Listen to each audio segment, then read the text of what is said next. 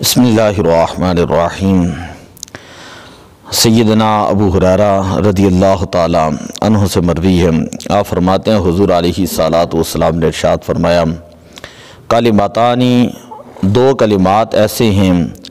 حبیبتانی الی الرحمن جو اللہ تبارک و تعالیٰ کو بڑے ہی محبوب ہیں، خفیفتانی علی اللسان زبان کے اوپر آسانی سے ادا ہو جاتے ہیں، ثقیلتان فی المیزان اور میزان کے اوپر وزن کے اعتبار سے ثواب کے اعتبار سے وہ بہت بھاری ہیں اور وزنی ہیں، سبحان اللہ و بحمدہ سبحان اللہ العظیم۔ یہ دو کلمات سبحان اللہ و بحمدہ سبحان اللہ العظیم، یہ دو کلمات ایسے ہیں جو اللہ تعالیٰ کو بڑے محبوب ہیں اور ثواب کے اعتبار سے یہ بہت ہی زیادہ وزنی ہیں اور ادا کرنے کے اعتبار سے یہ بہت ہی ہلکے ہیں۔ اسی طرح ایک روایت کے اندر یہ ہے کہ من قال سبحان اللہ و بحمدہ فی یوم مئۃ مرۃ، جس شخص نے دن کے اندر 100 مرتبہ سبحان اللہ و بحمدہ پڑھا، حطت خطایاہ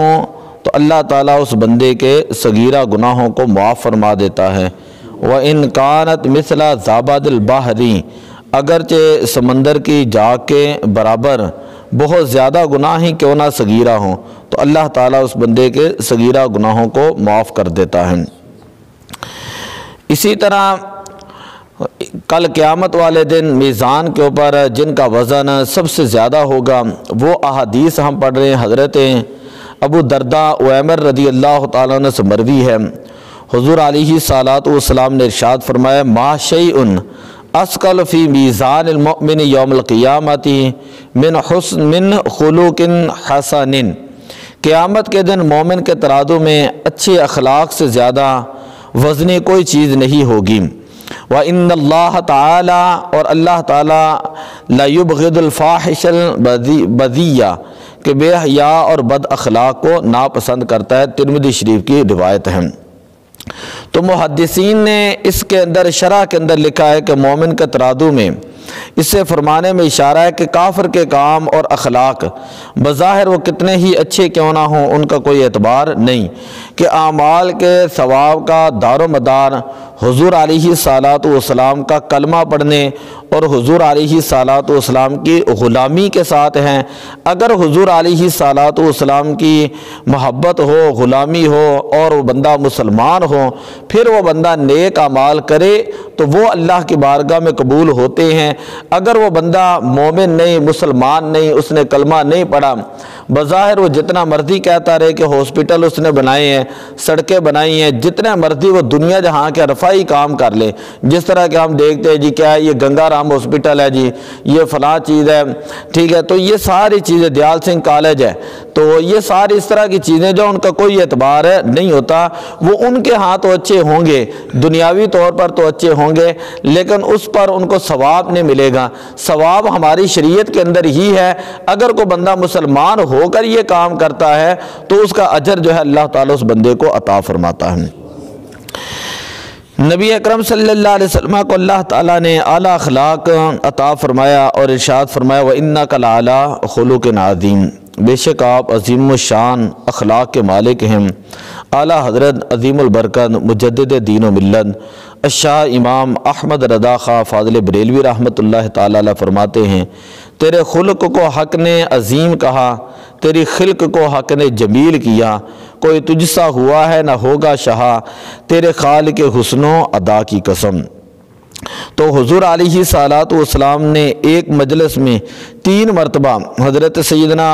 ابو عبداللہ ابن عمر راوی ہیں فرماتے ہیں کہ حضور علیہ السلام نے 3 مرتبہ فرمایا، الا احدثکم باحبکم الی واقربکم منی مجلسا یوم القیامت، کیا میں تمہیں بتاؤں کہ روز قیامت میرے ساتھ سب سے زیادہ سچی محبت کرنے والے یا مجھے سب سے زیادہ پیارے اور سب سے بڑھ کر میرا قرب پانے والے کون لوگ ہوں گے؟ عرض کی یا رسول اللہ کیوں نہیں؟ آپ ارشاد فرمائیں، فرمایا احسنکم اخلاقا، کہ تم میں سے سب سے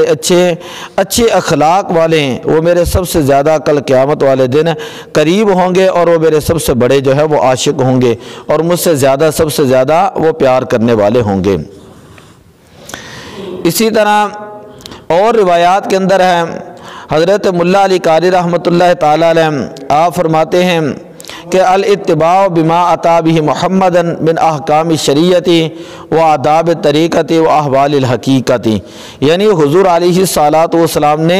ظاہری اعضاء سے متعلق جو احکام ارشاد فرمائے، دل سے متعلق جو آداب سکھائے، اور معرفت خداوندی کے جن احوال کی تربیت فرمائی، انہیں اختیار کرنا یہ حسن اخلاق کہلاتا ہے۔ یہ حسن اخلاق کہلاتا ہے کہ ظاہری اعمال جو حضور علیہ السلام نے کیے اس کی پیروی کرنا، دل کے بارے میں جو حضور علیہ السلام نے احکامات بتائے ان کو ماننا، اور اللہ تعالیٰ کے بارے میں، فرشتوں کے بارے میں، وحی کے بارے میں، یعنی جس سے ہم کہتے ہیں ایمان بالغیب کے متعلق جو جو چیزیں بیان کی ہیں ان تمام چیزوں کو ماننا، اس کو کہا جاتا ہے حسن اخلاق۔